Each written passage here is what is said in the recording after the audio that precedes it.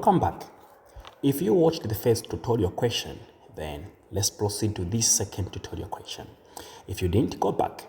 Question number 2, under rotational work, kinetic energy and angular momentum, it says a solid cylinder of mass 8 kg and radius 0.30 meters rolls without slipping along a horizontal surface with a speed of 3 meters per second.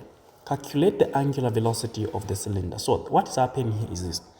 It's a cylinder, okay, of some sort, okay. Then it is rolling without slipping along a horizontal surface. Oh, the surface is like this. So this one keeps on rolling like that, and it's moving in that particular direction. But it's moving at this particular speed, and the mass is 8 kilograms, and the radius, meaning from there to there, that radius there is 0.3 meters. And it says without slipping, so it just keeps on rolling in that particular direction. How do we calculate the angular velocity of the cylinder? Now recall that angular velocity can be given, looking at the quantity given. This is the radius, this is the mass, and this is the what? This is the speed, not the angular speed. This is just the linear speed, which we call v. So given radius and the angular, the linear speed, recall the relationship between linear speed and angular speed. The relationship is v over r. If you remember very well, this was given as this. Remember? We just made it this guy the subject of the formula, and then I will get 3 over 0.30. I'm getting 10 rad per second. Part B, determine the translational kinetic energy. How do you calculate translational? Now, as this cylinder is rolling like that, it is experiencing two types of kinetic energy.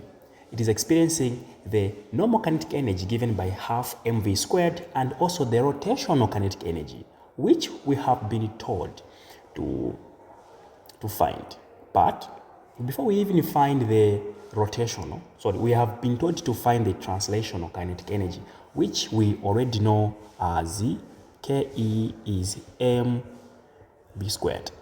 But for the rotational kinetic energy, we don't use that particular formula. I'll show you. So for the translational kinetic energy, it's the same kinetic energy that we know. So when you hear translational, think of the same kinetic energy formula that you know. It's not rotational yet. So half, the mass is 8, the velocity given is 3, then we square it, 3 there. So let's do the square, because this is 4, 3 squared is 9. What is 9 times 4? 36 joules. That's all. This one, you are fine. Like I said, it is rolling, but it is experiencing two types of kinetic energy.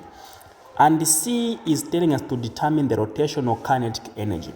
So, rotational kinetic energy, okay, is given by half moment of inertia multiplied by angular speed squared. So half the moment of inertia. Do we know the moment of inertia for a solid cylinder? The moment of inertia for a solid cylinder, I repeat, for a solid cylinder is given by half mass r squared. So before we even go anywhere, let us first evaluate what this is. Then just come and plug it here. So we're saying half mass is 8, radius is 0.3. We square it. So let's punch this on the calculator. So I'm getting 0.36 kg meter squared. So this is the moment of inertia. But the formula for a solid cylinder, please, if you can't know it, I think it will be given as a formula in your formula sheet. But nevertheless, something you just have to know them by heart. So we put 0.36 here. The angular speed or velocity, we already found it in the beginning, it was 10. And we square it. Okay? And after we square it, what are we getting? I'm getting 18 joules. Confirm that you are getting 18. So these are some of the questions that can be asked, but even deeper than this. And we shall tackle different questions on rotational, work, energy, as well as angular momentum. For now, subscribe and follow for more.